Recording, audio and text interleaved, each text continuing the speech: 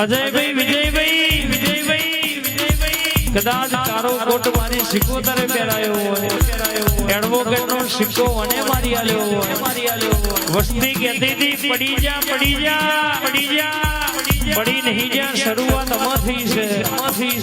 હજુ તો વેળા બાકી છે ટેમ બાકી છે એકડો અમો ગુંટોણો છે હજુ તો હો સુધી બાકી છે જે કહેતા હતા તમારો કોમ નહીં કરીને મને બતાવ્યું હોય